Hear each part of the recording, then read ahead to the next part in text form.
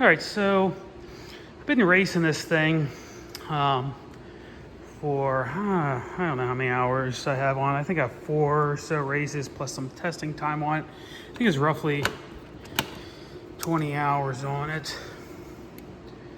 Something like that. This only has 10 hours, roughly 9 hours. Wow, that's all it has on it. I thought I had a little bit more than that. But I did have, I raced 2-hour races, GNTCs, pretty much went on the dyno, did a little bit of testing and then raced it. So I might only have 9 hours, but it's a hard 9 hours from cross-country racing. So I have this thing all taken apart, so I figured I'd go over a couple things maintenance-wise. Got the air filter out. Last race was pretty dusty. I am going to change the belt, so I have the belt and everything off. And then I have all the plugs out that's draining the oil from everything, so we're going to do that. So we're going to do the air filter and transmission, engine, front and rear differential oil. So that's what we're going to do on it. So we'll go over a couple things. One, while it's apart, took the clutches off. This one has, you can see, I know some people are talking about multiple gaskets that were sealing and everything else. Well, it looks like to me, at least on the 700, we have this one gasket here, seals right here, and then they have these other black plastic pieces that are not part of the cover. They're inside of the cover to help airflow get into it. So it's not like there's 4 pieces here or 3 pieces here.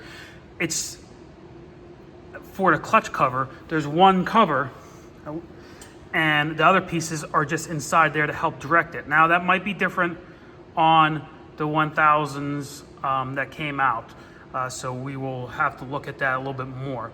This does have the P drive clutch in it. So we can see that I did clean everything else off. I am going to change the belt on this. So I did clean everything. It looks pretty good. Standard bolt, just like the secondaries on the secondary on the regular Maverick. They are the regular Outlanders, old Outlanders, the 8mm thread bolt to spread them there. Does have a little bit different ramp style, and the new ones, the 1000s, have rollers in it. This one I don't believe has rollers. I didn't take it apart, but I think that's what it looks like parts fish wise. So you can see the belt cover here. That's what we got here. New belt. So I got a new belt for it. That's the belt I'm running. It looks like it's I assume that this is like the Kevlar belt, because like the X3s and stuff on, you can see that they have that red type of shine to them. To me, that usually means that's a Kevlar. I'm not 100% sure. We'll see what they are. I didn't cut one apart or anything like that. But I know the other ones, the regular ATV belts for the old style, usually are not red. So that's the old belt. Not that there's really, usually you can see in the side the crack. So I probably could have gone longer on this belt, but I figured I might as well take it apart and take a look here. So one of the biggest difference, I think, racing this thing and riding it is how low that engine is in it. So the center of gravity is pretty low. Plus how easy this thing is to work on. Took the side panel off, took these there's actually like 3 pins in this panel. You can see this panel clips in there. So it just slides in like that and pinned in the 3 locations. So that pulls right out and you have all this area to work. Makes this thing's way easier to work on than any of the other ones, at least I believe. Front differential, I have that. I drained that out. Plugs that we have, they're O-ring sealed now. 5mm, 8mm, so they did increase that size there. O-ring sealed, so have that drained out there. Easy to get to. There's a hole in the skid plate. Don't have to take the skid plate or anything off. This side, again, same type of deal. 3 push pins. This slides out. I did take this other piece out right here. So I did take this piece, and I think there was 4 pins. 1, 2, 3, 4. So I took the 3 pins to slide this guy out, and then the 4 pins to get this out, because that just made it a lot easier. So I took those pins out there, so I get to the oil filter real easy. I mean, you can see how much room that is to get to it. Drain plug, or a fill plug, I should say, for transmissions right there. Can get to it pretty easy, kind of right there. You can kind of see that in between the foot brake and stuff. Pretty easy to get to also. Holes underneath, they're all drains from the bottom, so not the sides, so all from the bottom. 17 for the engine oil. It does have the aluminum ring. 13 transmission, has the copper. 15 for the fill plug. I am replacing that with a billet aluminum one that we have available at B&R Motorsports.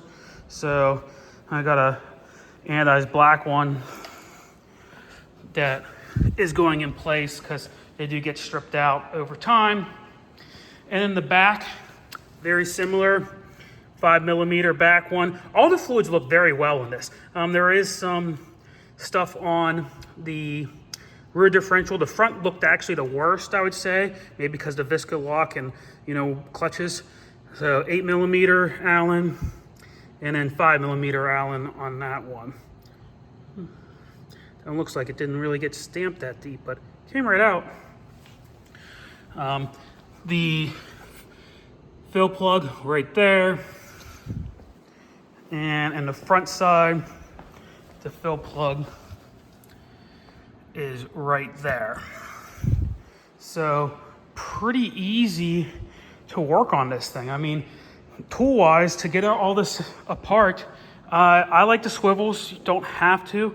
So I used an 8mm swivel, 15mm swivel to get that fill plug out for the